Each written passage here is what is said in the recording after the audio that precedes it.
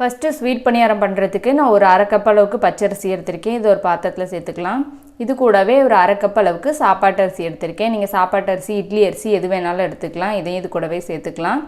இது கூடவே ஒரு 2 டேபிள் ஸ்பூன் அளவுக்கு உளுந்து எடுத்துக்கோங்க. அதையும் உள்ளே சேர்த்துட்டு கூடவே 1 டேபிள் ஸ்பூன் அளவுக்கு துவரம் பருப்பு சேர்த்துக்கோங்க. இப்போ இது எல்லாத்தையுமே சேர்த்துட்டு தண்ணி ஊற்றிட்டு நல்லா ஒரு 2லேருந்து 3 டைம் நல்லா நம்ம கழுவிட்டு எடுத்துக்கலாம். இதை நல்லா வாஷ் பண்ணிவிட்டு தண்ணி ஊற்றி நம்ம நல்லா ஊற வச்சுக்கலாம். இப்போ நல்லா கழுவியாச்சு. இப்போ இதில் தண்ணி சேர்த்துட்டு நல்லா ஒரு 4 மணி நேரத்துக்கு நல்லா இதை நம்ம ஊற வச்சுக்கலாம். அரிசி பருப்பு எல்லாம் நல்லா ஊறி வரட்டும். இப்போ ஒரு 4 மணி நேரம் ஆயிருக்கு. இப்போ அரிசி பருப்பு எல்லாம் நல்லா ஊறி வந்திருக்கு. இப்போ தண்ணியெல்லாம் வடிச்சிட்டு ஒரு மிக்சி ஜாரில் சேர்த்துட்டு இதை நம்ம நல்லா ஃபைனாக அரைச்சி எடுத்துக்கலாம். தண்ணி கொஞ்சமாக சேர்த்துக்கோங்க.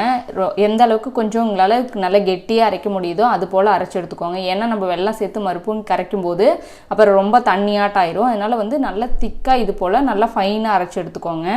இது போல் நல்லா திக்காக இருக்கணும். இப்போ இதில் ஒரு 1/4 டீஸ்பூன் அளவுக்கு ஏலக்காய் தூள் சேர்த்துக்கோங்க.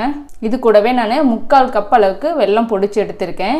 இது வெல்லம் க்ளீனாக இருக்கிறனால எதுவும் நான் கரைச்சி வடிகட்டு சேர்த்துக்கலாம், அப்படியே தான் சேர்த்துக்கிறேன். ஒருவேளை உங்கள் வெல்லத்தில் மண் தூசு ஏதாவது இருக்கிற மாதிரி தெரிஞ்சுது அப்படின்னா கொஞ்சமாக தண்ணி சேர்த்துட்டு ஒரு 2 ஸ்பூன் அளவுக்கு மட்டும் தண்ணி சேர்த்துட்டு நல்லா வடிகட்டிட்டு அப்புறம் சேர்த்துக்கோங்க. நல்லா இப்போ வெள்ளெல்லாம் கரையிற அளவுக்கு நல்லா கரைச்சி இந்த பதத்தில் எடுத்துக்கலாம். ரொம்ப தண்ணியாட்டம் இருக்கக்கூடாது. அதுக்கு தான் அரைக்கும் போதே நம்ம நல்லா கொஞ்சம் கெட்டியாக அரைச்சி எடுத்துக்கணும்.